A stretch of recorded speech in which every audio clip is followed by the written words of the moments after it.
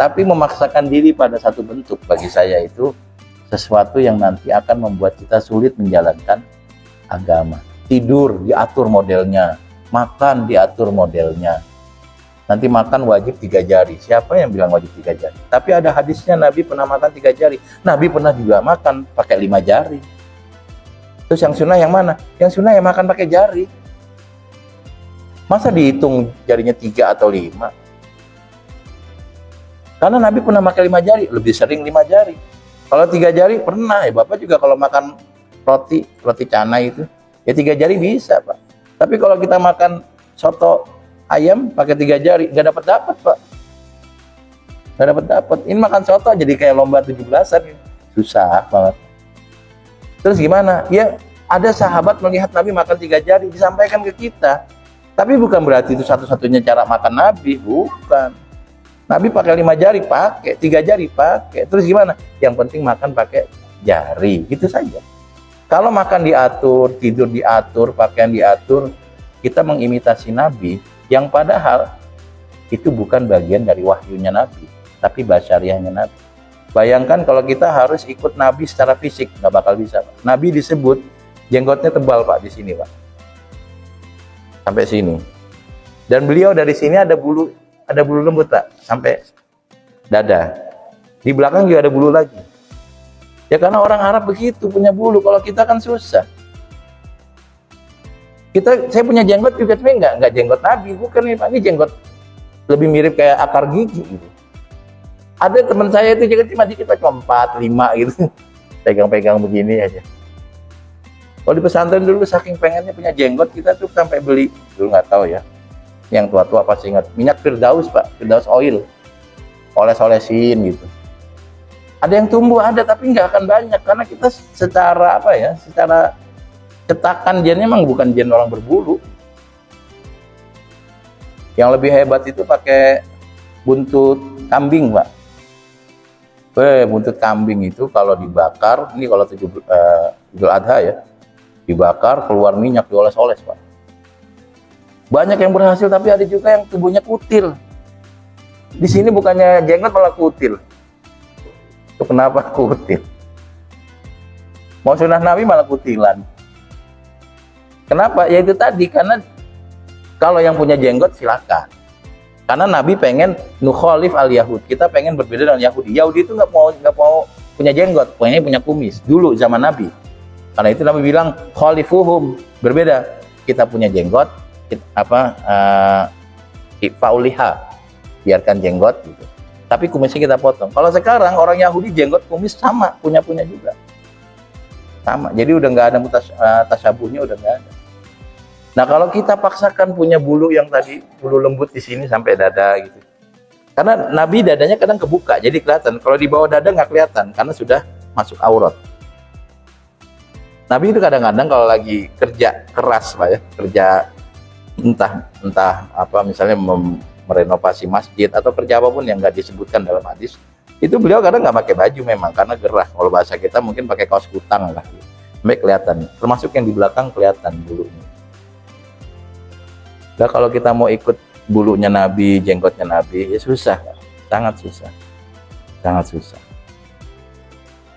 Saya lagi ngecek yang punya jenggot cukup nih. Ini ada jenggot dikit, Bapak punya bagus. Yang lain nggak punya, kayak saya juga ini. Nah kalau kita harus ikut jenggotnya Nabi, berat Pak. Berat, karena ya itu tadi, mau pakai obat pun, saya beneran ada yang tumbuh Pak, Firdaus itu. Tapi satu panjang banget gitu. Ya nggak banyak, nggak lebat gitu. Nabi kan lebat, saking lebatnya itu, sahabat pernah bilang, saya pernah melihat Nabi sholat, jenggotnya goyang dari belakang. Jadi Nabi sholat menghadap kiblat, sahabat di belakang itu ngeliat jenggotnya goyang. Dari situ kita tahu Nabi ketika sholat membaca Al-Fatihah. Karena mulutnya goyang, jadi jenggotnya ikut goyang. Karena nanti ada orang yang sholatnya diam gini Pak.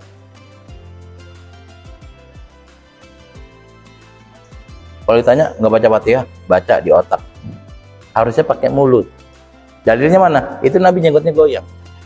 Bisa jadi bukan baca itu, mungkin depannya ada kipas angin. Lah, zaman Nabi ada kipas angin. Kalau sekarang ada kipas angin, jenggotnya goyang-goyang, zaman Nabi nggak ada. Nah, maka kalau kita mengimitasi semuanya itu, nanti kita jangan-jangan akan sempit. Contohnya Nabi naik kendaraannya onta, ya kita nggak punya onta, ya naiknya Vario atau Nmax. Tapi kan Nabi dulu naik onta, ya jangan balik ke sana lagi. Itu basyariahnya Nabi. Nabi perang pakai pedang, ya kita pakai pedang kalah mulu Pak. Pakai teknologi, pakai drone, terbukti.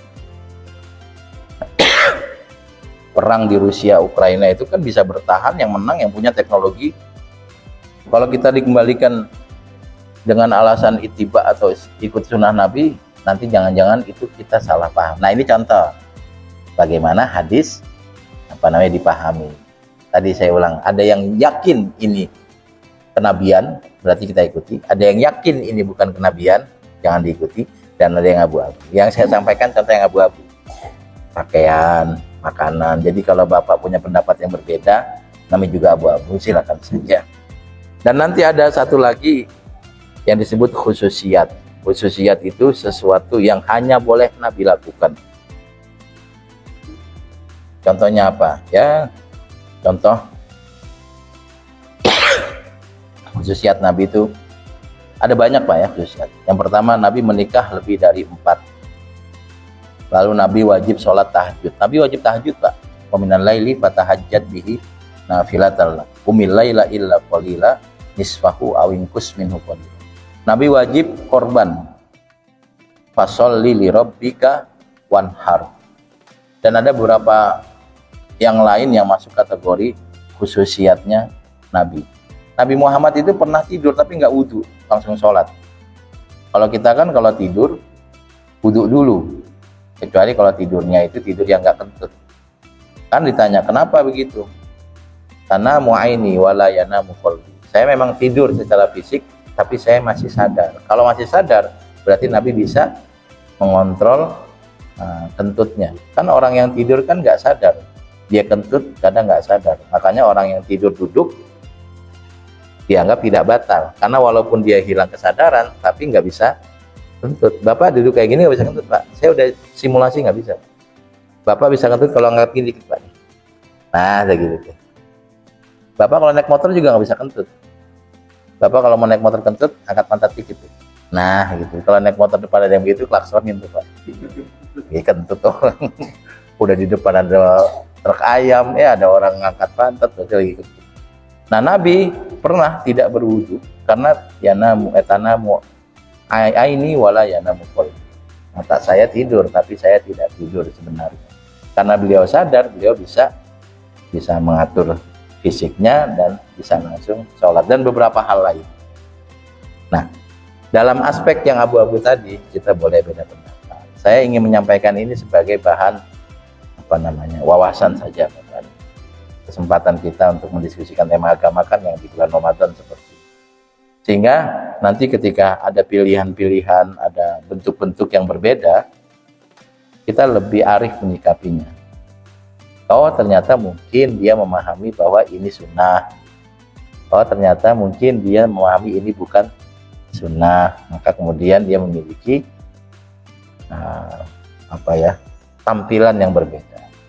Maka kalau tadi terkait pakaian, ada yang masih beranggapan jubah itu sunnah Nabi, silakan saja, itu pendapat yang masuk akal. Tapi ada yang beranggapan enggak kok, itu pakaian Arab kok, karena Abu Jahal, Abu Bakar juga menggunakan pakaian jubah, ya silakan juga. Nanti kita akan memiliki kearifan untuk memahami, oh dia berbeda karena memang pemahamannya berbeda. Jadi ada yang wajib diikuti, ada yang boleh diikuti, boleh tidak, dan ada yang haram diikuti. Ini diskusi besarnya seperti itu. Nanti kriteria-kriterianya itu yang mungkin memicu perbedaan pendapat di umat Islam. Nah, kalau saya pribadi sih lebih cenderung memang memahami agama Islam itu fleksibilitasnya tinggi. Sholihun likulli zaman wa makan. Jadi bisa diterapkan kapanpun, dimanapun. Jadi bukan hanya untuk orang Arab, tapi juga untuk orang di luar Arab. Bukan hanya di zaman Nabi, tapi juga untuk sekarang, 15 abad setelah Nabi wafat. Karena itu pilihannya ya kita tidak terikat pada satu bentuk pakaian, bentuk makanan, bentuk kendaraan, bentuk ini. Yang terikat tuh kalau yang yuha ilayya atau kenabian. Sholatnya itu nggak boleh berubah, sholat Pak ya. Sholat itu kan kenabian. Tapi apa yang Nabi pakai, apa yang Nabi makan, apa yang Nabi kendarai, itu bagian dari kemanusiaan. Jadi kalau hari ini kita nggak punya onta, ya nggak masalah. Karena memang zaman Nabi beliau punya onta, zaman sekarang ya susah nyari onta Pak ya.